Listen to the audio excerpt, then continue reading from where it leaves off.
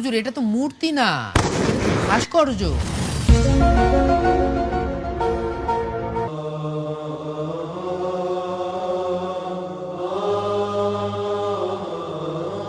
ভাই আমার দাঁড়াতে বললে এখন আসছে না কেন?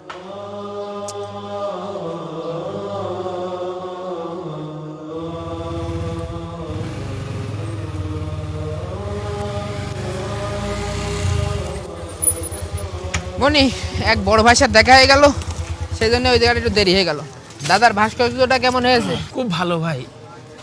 সাবধানে। ভারী ভাই।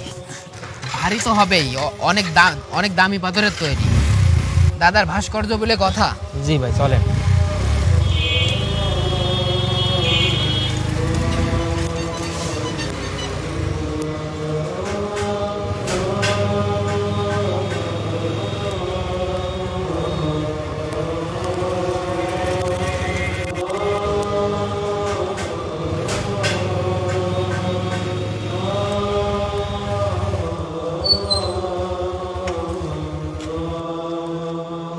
আস্তে আস্তে।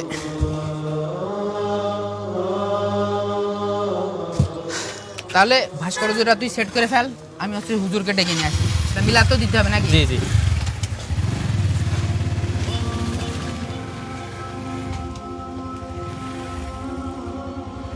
হুজুর আসসালামু আলাইকুম।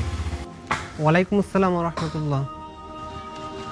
হুজুর, আমার দাদার ভাস্কর্য উদ্বোধন করব, তো আপনি একটু চলেন।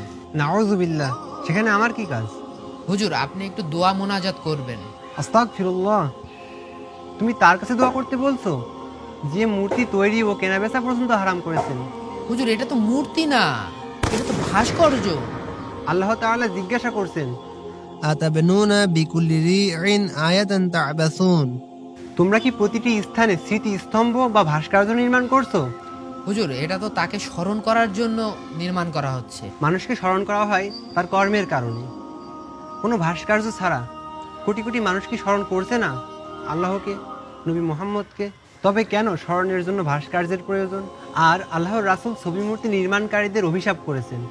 তিনি বলেছেন, আল্লাহ তাআলা ছবি মূর্তি নির্মাণকারীদের ততক্ষণ পর্যন্ত শাস্তি দিবেন যতক্ষণ না তাতে তারা প্রাণ সঞ্চার করে, আর তারা কখনোই তা করতে সক্ষম হবে না, অর্থাৎ তাদের আযাব চলতেই থাকবে।